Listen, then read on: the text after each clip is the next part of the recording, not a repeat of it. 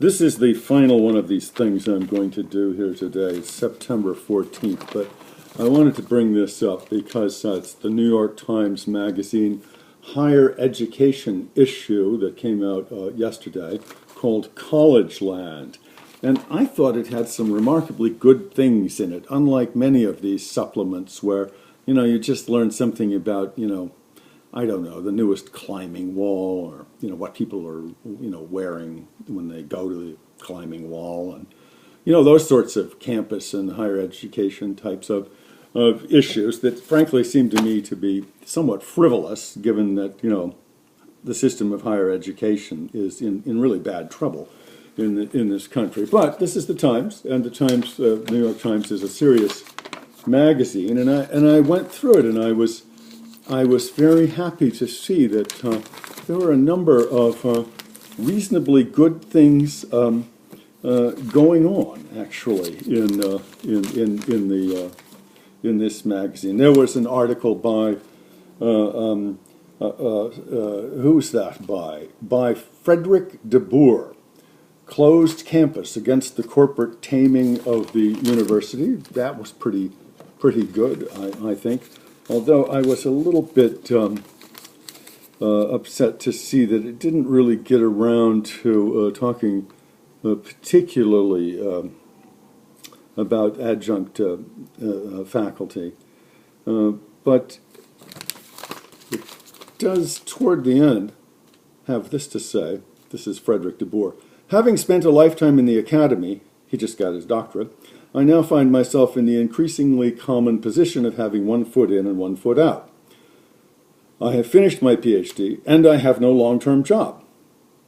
These policy people and the philanthropy people, Lumina and the Gates people, and pretty much any politician you'd like to bump into. They have the learning equals earning formula, right?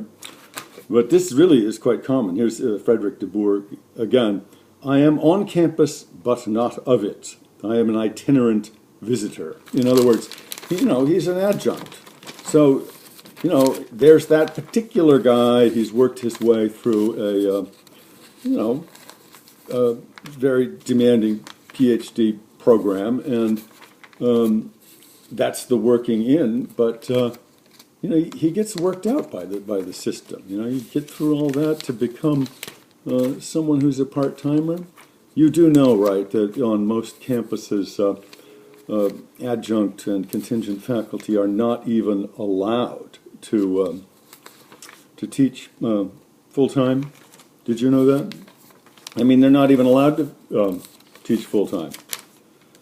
It's certainly true at every of the 3 places that I've been teaching over the last 10 years, Fordham University, Westchester Community College, and LaGuardia Community College.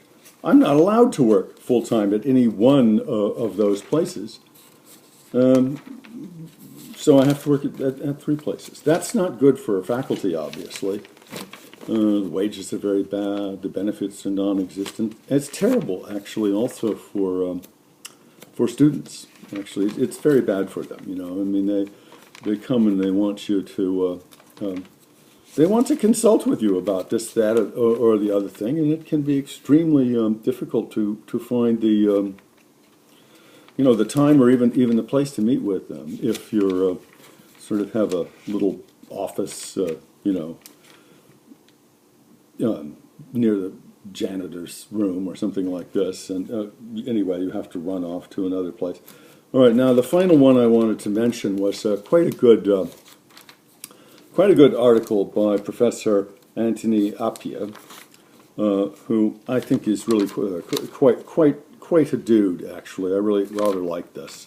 So let me see if I can find for you. I mean, he says many interesting and intelligent and useful kinds of things. But then at a certain point, he says, there are 2 visions for higher education, utility and utopia.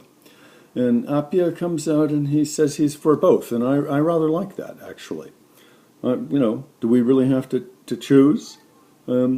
he also talks about the foundational project of the United States of America. The foundational project of the United States of America being the pursuit of happiness. That's an interesting notion.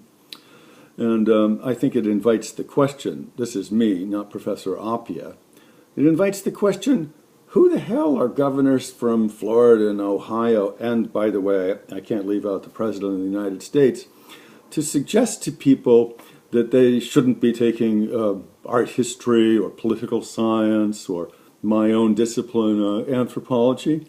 I'm not sure that that's what we had in mind in terms of the pursuit of happiness or educational policy either. I don't think we want 5-year plans in higher education. But anyway, I will end here with this thought from Professor Appiah. Consider the declining proportion of faculty with tenure. This is in the New York Times magazine just from yesterday. Tenured faculty are defined by more than the fact that they are hard to fire. Tenure allows professors to pursue intellectual projects without regard for what the trustees or the governor or the community care about. It gives them the kind of intellectual freedom that has helped make our universities the research powerhouses of the world. I think that's quite true. Adjunct faculty, on the other hand, are a lot less expensive, paid less, and typically lack health and other benefits. Almost always they lack health and other benefits. And you can easily expand or contract their ranks. He's right, actually. And he sees it as a threat. And it is a threat. But that's why we're called upon now, right? We're called upon to be making some noise. This year, all year. And again, I'll just close by saying, I'll be fasting for faculty tomorrow. That's a campaign in particular concerned with Jesuit universities and I would say other Catholic universities who seem not to be up entirely on their Catholic social teaching with regard to how they are supposed to treat labor. So I'll be doing that tomorrow, fast for faculty. Tomorrow, it's the 15th of September. I'll be holding up a little sign like this, saying who I am. I'll be tweeting it around. I hope you'll do that as well. Whether or not you're working at a Jesuit or other Catholic university or college. Because if you're an adjunct or contingent anywhere, you are being exploited. And if you're a full-time faculty member anywhere, you're also being exploited because you will notice that your workload increases as the cadre of adjunct and contingent faculty continues to grow and grow, as it has over the last 40 years. This whole scene is very, very bad for all faculty and for students as well. So I'm hoping to see you tomorrow, either in person or via Twitter, anyway, for Fast for Faculty. Bye now.